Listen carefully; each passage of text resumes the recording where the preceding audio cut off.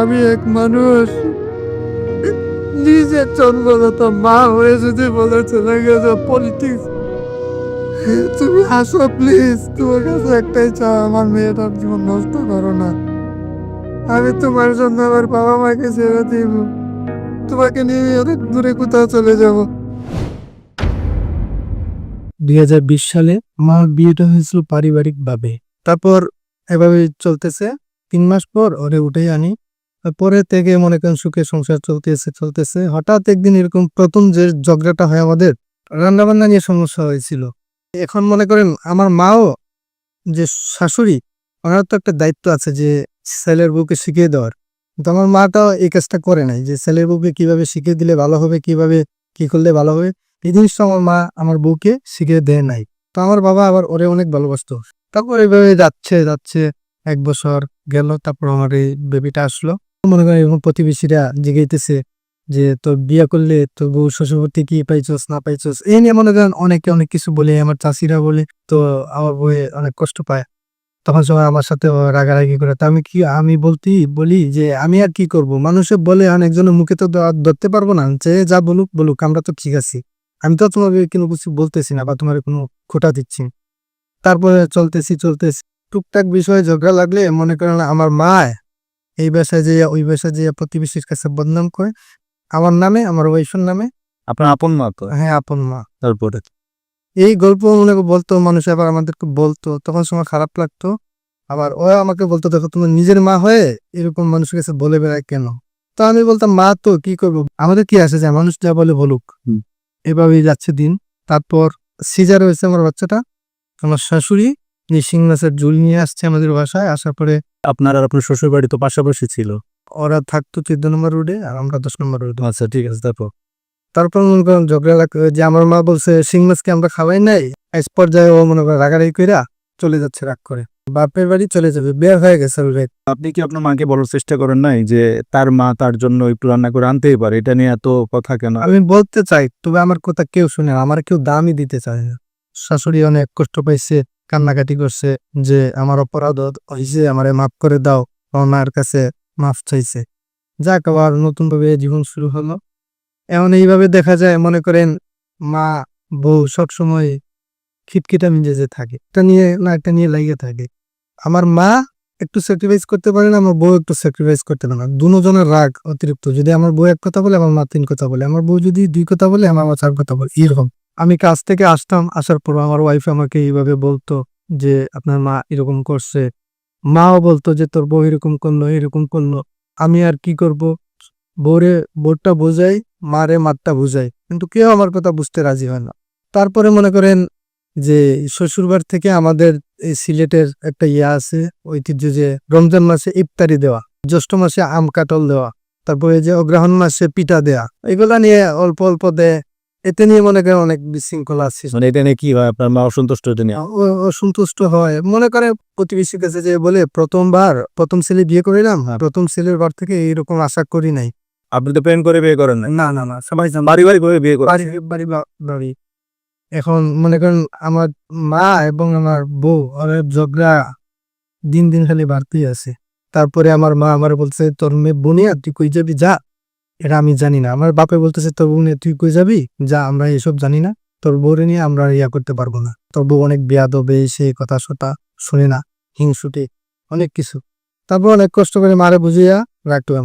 পরে আমার ওয়াইফে জিদ বানছে, চাকরি করবে, ঠিক আছে। আমি কই না, তোমার দিয়ে চাকরি করবো না। তোমার দিয়ে যদি চাকরি করানোর ইচ্ছা হতো তাহলে বাচ্চা জন্ম দেওয়ার আগে তোমার দিয়ে চাকরি করে দিতাম। কয় না, তোমার বাড়ির মানুষেরা কি বলে যে তোর বাপে কি দিল না দিল, আমি চাকরি করে আমার বাপে তো দিতে পারবো না, আমার বাপের এই সামর্থ্য নাই, আমার আর একটা বোন আছে, তো আমার জিনিসটা আমি কষ্ট করে বানাই। তখন সময় আমি বললাম, আচ্ছা ঠিক আছে, তুমি তোমার যা মনে করো। চাকরি করতেছে কিন্তু মনে করেন আবার পরে এই গেছে মঙ্গলবারে থালা বাসন ধোয়া হয় নাই। তো মাও আইসা বলতেছে, কি রে তোরা খাওয়া দাওয়া করছিস, ঘরের এই অবস্থা কে? তখন আমার ওয়াইফও বলছে যে যার প্লেট হেড হইতে পারো না, ঝগড়া লেগে গেছে। লাগার পরে আমি তো দেখি নাই, একসময় মনে করেন ঝগড়া অনেক হয়েছে, হওয়ার পরে বলে আমার মা যাইয়া ওরে মারছে। আপনার স্ত্রীকে আপনার মা গিয়ে মারছে? হ্যাঁ। আপনি তখন বাসায় ছিলেন না, আমি কাজে। আমার ওয়াইফ আমাকে ফোন দিছে যে আমার এরকম এরকম বললো, যে আমি কই, "আমি কি করবো, মা তো আর কিছু কইতে পারবো না, যা করছে বলে যায় ওগুলা।" তো আমি কাজ থেকে বাসায় গেছি, তখন সময় আমার মা ডাকছে যে, "দেখে যা, দেখে যা।" আমি কি হয়েছে? কয়, "এই যে প্লেট গুলা এগুলা ধুইবি কি?" তারপর বলতেছি, "মা কথা কয় না, ওই ধুইব না।" তখন সময় আমার বউ চলে আসছে, এসে মনে করেন আমার মায়ের সাথে তর্ক ধরছে যে যার যার প্লেট সে ধুইতে পারে না। এ নিয়ে মনে করেন দুইজনের ভিতরে আবার ঝগড়া শুরু হয়ে গেল। তারপরে মনে করেন অনেক কিছু, ওই যে পুরানো ইতিহাস ওইগুলাতে চলে গেল আর কি। এই লাগছে প্লেট ধোয়া নিয়ে, এরপরে মনে করেন পূর্বে যে কে কি করছিল ওইগুলাতে চলে গেল। তখন আমি আমার মাকে সামাল দিতে পারি না, ওয়াইফকে সামাল দিতে পারি না। খবর পেয়ে শ্বশুর শাশুড়ি আসলো, আসার পরে মনে করেন আমার মাও চিল্লাচ্ছে, ওয়াইফও চিল্লাচ্ছে। এর মধ্যে মনে করেন শাশুড়ি ওনার মেয়েকে নিয়ে যাওয়ার কথা বলতে চাইছিল, তখন আমার মা বলতেছে, "এক্ষুনি নিয়ে যা তোর মেয়েকে।" তারপর তারপর ওরা নিয়ে যায় আমার মাকে। আপনার স্ত্রী তখন চলে যায়? আমার মেয়েকে রেখে চলে যায়।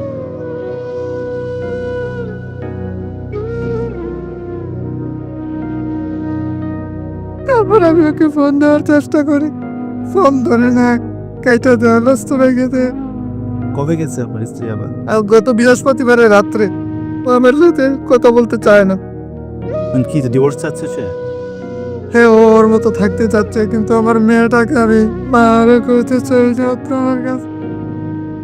এই অবস্থায়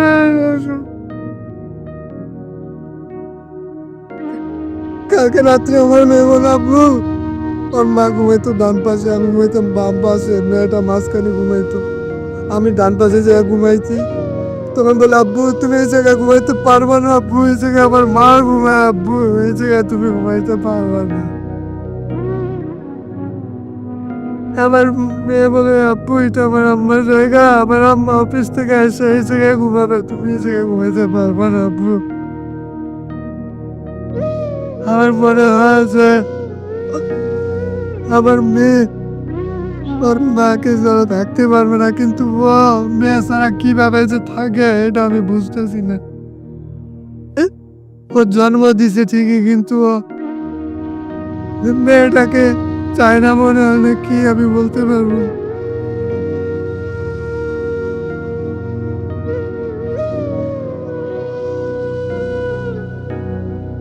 আমার মেয়েটা অনেক কষ্ট পাচ্ছে ওর মায়ের জন্য।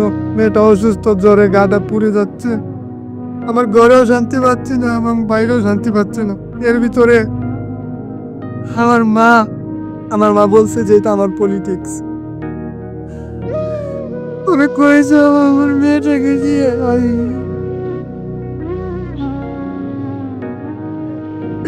নিজের জন্মদাত মা হয়ে যদি বলে চলে গেছে পলিটিক্স, আমি এই দুঃখ কার কাছে বলবো? বউ চলে গেছে, মা ওইসব কথা বলছে এখন আপনার?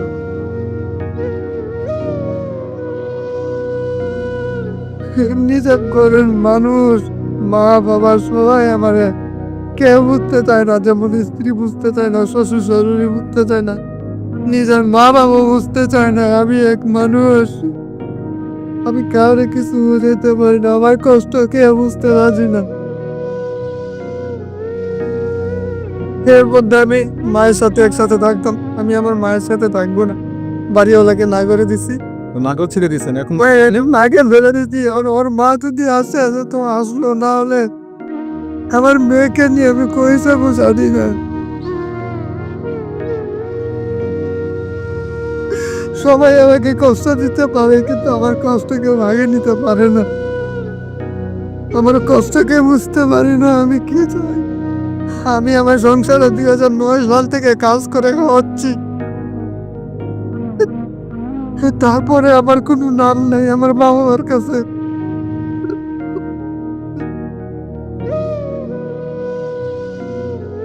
এখন আপনি বাবা মার থেকে আলাদা হয়ে গেছেন। তখন কি করবো আমি বলেন? নিজের মা বাবা যদি আমাকে বিশ্বাস করে না, এনার মধ্যে যদি তারা বলে যে আমি আমার পলিটিক্স করছি, সব এগুলোকে মেনে নেওয়া যায়, এটাও নাকি আমার বউকে আমি দিয়ে দিছি, এটা বলে আমার পলিটিক্স।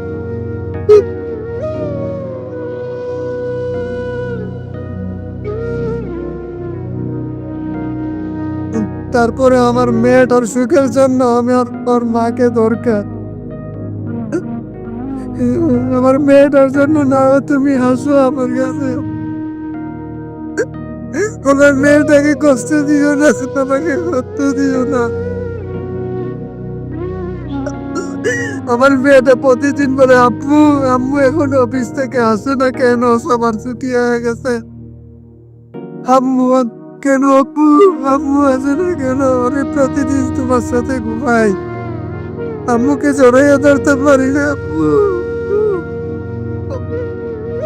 আব্বু আম্মু আনো আমি ঘুমে থেকে আম্মু ওর মা তো আসতে যাচ্ছে না। ওরে তোমাকে নিয়ে আলাদা সংসার করবো, তারপরে তুমি আসো, তোমাকে নিয়ে অনেক দূরে কোথাও চলে যাব। তুমি আসো প্লিজ, তোমার কাছে একটাই চা, আমার মেয়েটার জীবন নষ্ট করো না, আমার জীবনটা নষ্ট করো না, আমি তোমার জন্য আমার বাবা মাকে ছেড়ে দিব।